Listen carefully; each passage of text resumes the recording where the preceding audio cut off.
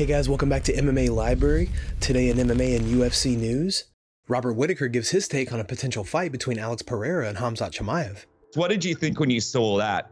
It's kind of a weird situation when you kind of have the middleweight champion willing to fight, but also kind of admitting, hey, like, this isn't really a weight class that I can make relatively easily. Yeah, but I think that's the case for a lot of the middleweight division. I think that's the case for a lot of guys in any division. Especially the guys at the upper end who are really trying to min-max their weight to cutting ratio. It's it's like if you drop a fight on me last minute, then me making the weight's gonna be very hard as well. What I do find funny though is Alex saying, yeah, we'll fight, but you got to come up 2 weight divisions. Yeah. Dana White is back this week with an all-new recipe. Let's check it out. What's up, everybody? It's Friday here at UFC headquarters, and today I'm going to be doing a trade-off with Paddy Pimblett. I'm going to try the Scout Soup, which is from Liverpool, and he's going to try something American. Brown whatever leftover meat you have. We use beef. Add in roasted potatoes, carrots, and cabbage. Pour in beef broth, and then just let it simmer. I mean, this looks like a beef stew, which I like. So, let's see.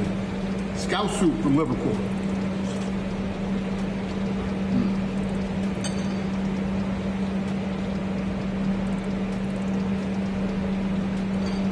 It's incredible.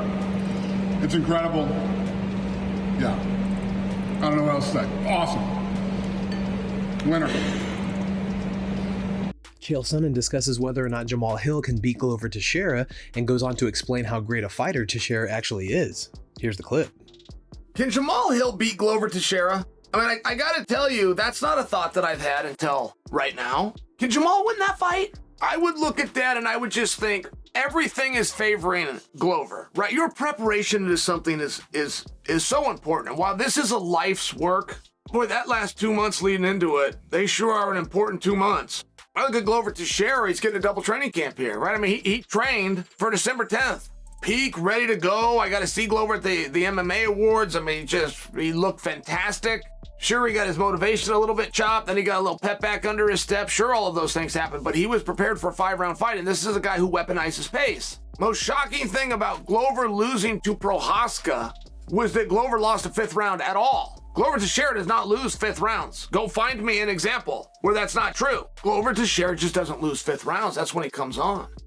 Jamahal Hill joined Michael Bisping and Anthony Smith on the Believe You Me podcast to discuss his title fight at UFC 283 and the training leading up to it. Man, at first it was just, bro, I was just hyped, bro. Like it was just, I couldn't believe it was shock. It was also like kind of like, it was like just thrown into confusion just because like I'm still watching the damn, you know what I mean? You still see the dude, still see them on TV. You know what I'm saying? So it's like, oh, you know what I mean? But like my first thought was like, hell yeah. Like I can't pass this up. Just yes. I said yes maybe like 6 or 7 times. Just yes, yeah, hell yeah, yeah.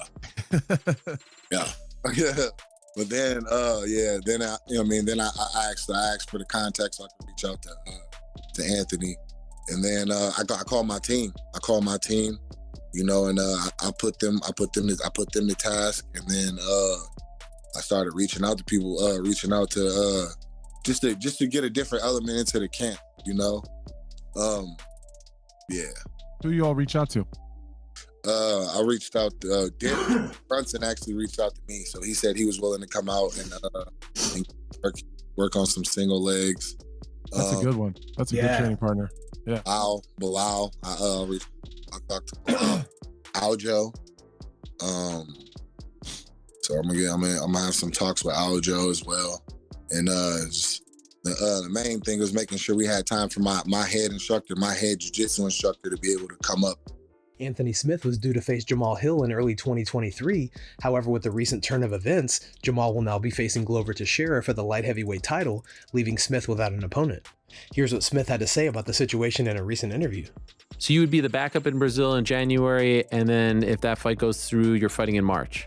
Yeah, if they give me the official offer and ask like, will you be the backup in Brazil? Yeah, for sure. Are you okay with that? That's two. I mean, I don't think you cut a tremendous amount of weight, but that's like 2 training camps, so to speak, in the span of 2 months. No, it essentially would just be 1. So I would just train, continue to, because I'd be training right now for a March fight anyways. Right. So, we would pick it up a little bit until we get close to the January date, and then just cut the weight. And if it doesn't happen, then we just come back and continue training.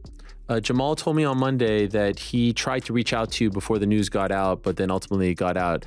Is that accurate? Did you get a message from him in retrospect like that? Did he try to get a hold of you beforehand? Initially, it was from Brian, his manager. Brian Butler, yeah. But yeah, he did. That's pretty cool. And then he said that he extended an invitation to you to help him train for Glover. Is that accurate? It is. Yeah. Are you going to do it? Yeah.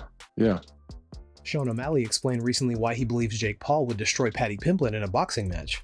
Jake versus Paddy in a boxing match. There was a picture going around like 5 different frames of like Paddy throwing punches.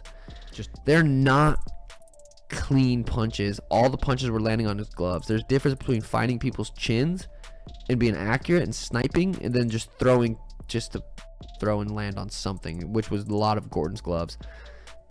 Jake's a lot bigger than Paddy, a lot better, cleaner boxer. Jake probably Paddy up in a boxing match, especially after watching that. Yeah. Daniel Cormier and Chris Weidman discussed recent comments made by Khabib Nurmagomedov concerning how many times he expects Islam Makhachev to defend his title. Here's the clip.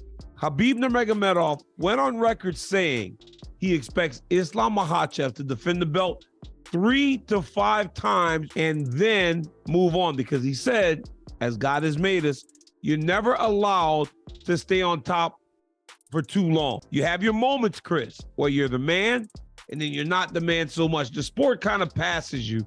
When you hear that from Khabib Nurmagomedov, talking about his good friend, teammate, and training partner, what does it make you feel like? I just think Khabib is the king of humble. So I just think he's doing a good job of keeping his student humble, because we all know that the pride comes before the fall. And he is not going to allow one of his students to get to that situation. So, Khabib is a guy who he defended the belt 3 times and he was out. And he stayed humble the whole damn time and stayed undefeated and left on top. There hasn't been anybody else who's been able to do that.